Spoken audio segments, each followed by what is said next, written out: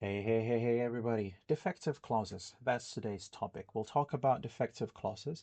We'll talk about exceptional case marking, and we'll finish with a nice tree diagram to demonstrate everything that will be discussed today. So we start from this premise here. I'm gonna put a card to a video where you can go and watch me explaining CPs and more specifically null Cs. And if you watch that video, you'll see that the conclusion that we're going to arrive at would be the fact that all CPs are headed by a C. And this C here, if you can see it, if it's explicit, then it would be that if it's transitive, or it would be for if it's intransitive. And in some cases, if it has an interrogative force, we also have if. We have seen that not only we have the explicit complementizers, head of complementizers, but we also have null. We have a null that it corresponds to a finite that.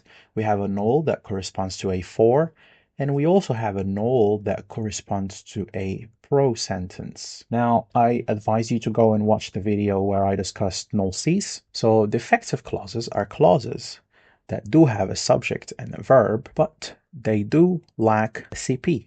They don't belong to a CP. So what do they belong to?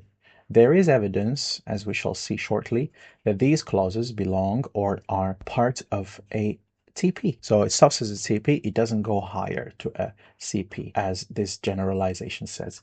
And here we have examples. Again, all examples are from Radford, 2004. And the examples I have here are, they believe him to be innocent. We didn't intend you to get hurt. Let me take these examples, put them in the middle so that we can dissect them together. Okay, so let's look at the first example. They believe him to be innocent. So we have this sentence over here that is a normal CP. So you have a CP, you have your TP with a specifier they, then you have the tense T, the head of T, then you have the VP, and then it's headed by a V. Now the complementizer that this verb takes, in this case, what we will argue for today is this second embedded not clause, because it doesn't start with a CP. And if it's a TP, you might be wondering, well, there is a pronoun here. And if it's a TP, how is it that this pronoun is assigned accusative case? Because usually what happens when you have these embedded clauses is that you have a CP, for example, and if it's headed by a C that is for example, then this for actually is what assigns the accusative case to the pronoun on the TP. So that here there will be a spec. Oh, you can't see it. Let me do it then. So as I was saying, there will be a specifier position in here, and then the derivation will continue. But usually the accusative case that this pronoun will take will be given from this for the C command in it. So this will be him. But here we don't have this C. It's not there. It's not the case that it's just there, but you can't see it. It's implicit or null, like we've seen in one of the videos I uploaded recently. It's just that it's not even there. So who gives the accusative case to this pronoun over here? We'll talk about that in a second. So far we've established that this is a CP, and I'm claiming that the second one is a TP. Before we see how the him, the one I highlighted in yellow, is assigned accusative case, let's talk about the evidence that we have as to why the second segment here is a TP. It's not a CP. First one is coordination. And let's look at our example. So our example here is, we didn't intend you to hurt him. So this first part is exactly similar to the example we've been given here. As you can see, we have a CP here. We didn't intend, and then you to hurt him. We are arguing that it's a TP. Why is it a TP? Because if we take this part here and we put it in a coordinated structure using the coordinating conjunction or, and we add a for, in this case, we add a CP and headed by, the sentence becomes unacceptable. So let's read it again. We didn't intend you to hurt him or for him to hurt you. Now, why is this sentence unacceptable? Simply because this is a CP, and when we have or, we always want to mirror structures that are similar. They have to be, if it's a CP, then it needs to be mirrored with a CP. If it's an NP, then it needs to be mirrored with an NP. So here we have a CP, and here we actually have a TP. That's why we cannot coordinate these two structures. That's evidence number one as to why this is actually a TP and not a CP. And this TP is what is known as defective clauses. Let's move on to the second evidence we have here is what we call focus positions. If you take that TP, can you put it in a focus position? Apparently, you cannot put TPs in a focus positions. You can put full CPs, full clauses, not defective clauses, in a focused position. And what we mean by a focused position is structure that would be like what we hadn't intended was. So you see, I'm trying to put focus on what's going to come after that. What we hadn't intended was for you to get hurt. And here we have a for, and it is possible to produce a sentence and it will be acceptable. Why? Because we are putting focus on the element which is for you to get hurt, which is a full CP.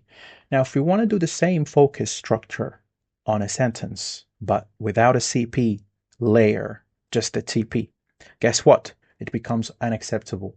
So what we would say then is what we hadn't intended was you get hurt. What we hadn't intended was you get hurt. We're putting focus on a TP, not a full CP, and that renders the utterance unacceptable, ungrammatical. This was evidence number two as to why defective clauses do exist. And what works on a CP will not work on a TP because they're not the same. Let's move up to example number three, or to evidence number three. The last piece of evidence is what is known as the passivization test. So you cannot take the subject of a CP and put it in a passivized structure. Now let's look at the first example here. You weren't intended for to get hurt. Now this subject here is belonging to this part. And if I want to take it and make it the center of the passivization, then the sentence is not grammatical. You were not intended for to get hurt. So the rule is you cannot passivize subjects of CPs. But how about subjects of TPs? How about subjects of defective clauses? Can you passivize them?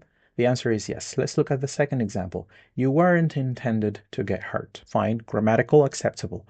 Why is it possible to happen here and not the former? Simply because this is a subject of a TP, not a subject of a CP. So let's sum up the three examples, the three pieces of evidence that we have, and then we'll move on to a tree structure where we can see everything demonstrated using the easiness that comes with drawing tree diagrams. So for coordination, we said CPs can't mirror TPs. And we've seen that with the example. If you're going to use or, then both sentences need to have the for. The for as in the intransitive head complementizer C. The second piece of evidence we've provided is the focus. CPs can be focused, while TPs cannot. And we've seen that with the example that's been provided. And last is passivization. So we've said subjects of TPs can be passivized, while subjects of TPs cannot. Now let's move on and look at the tree diagram to further enhance our understanding of this phenomenon. Okay, so here we have the tree diagram, and we start from the bottom like always. Innocent, be, that's easy. We have a verb, we have an adjective phrase, they go and form a VP, then the VP goes to a T-bar, because of the extended projection principle. This is a non-finite sentence, so it's headed by a to, a head to. Then you move to the TP with a specifier. Here's where the funny things start to happen. Here we have he written in capital letters, and if you remember my video about feature valuation, and I'm going to put a card above if you want to go and watch it, you'll see that what this means is that this pronoun is still abstract. We don't know what case it has. So we know that it has some features that are already interpretable or valued. That is, we know it's third person because it's he. We know it's singular because it's he, but we don't know if it's he, him, or his. We don't know yet. How are we gonna determine the case of this? That's why we have the U case here. How are we gonna determine the case of this? Usually in non-finite sentences like this, the thing that assigns, the head that assigns accusative case is usually, as I said, the head of the CP. For example, let's make it explicit here and say for. So for him to be innocent. This is what happens usually. in normal canonical CPs. But here we're dealing with, as I said, a defective clause, which means something else needs to assign this case. And lo and behold, what assigns the case is actually the verb here.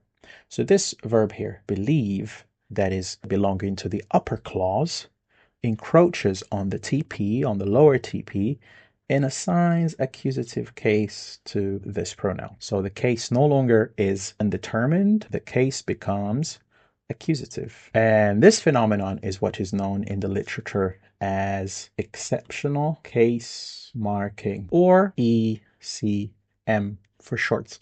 And it's exceptional because this usually doesn't happen. A verb belonging to another TP, as I said, encroaching on another TP and assigning accusative case. And let's continue with the derivation. So we move on here. We have a T. This one, it's this time it's transitive. So we have a past tense. And if you remember in one of my videos, I've talked about affix hopping. So because there's this affix here that doesn't have a head, it will hop to the immediate head that its C commands. In this case, it's believe. Therefore, the believe becomes believed. But we still have 5 features that are undetermined here, unvalued here, mainly the person feature and also the number feature. So we continue with the derivation up, and we follow also Pisitsky's earliness principle, which means feature. As soon as something can check each other's feature, it needs to happen. Or principles apply as early as possible in the derivation. So right now, they are unvalued and there's nothing I can do about it. So I just leave them unvalued. I move on. I go to the spec of the higher TP. Here I see that we have some feature, third person feature in plural number. And actually this head and this T, this spec and this T can function as goal improb and check each other's features. So the third person feature will be given to the head of, ooh, that was more than what I wanted. And the number feature will also be given to the head of the, good. But the case here is not assigned. This is where the transitive tense on the T has effect also on the pronoun that is above it. In this case, because it's transitive, the case that's going to be assigned to the they will be nominative case.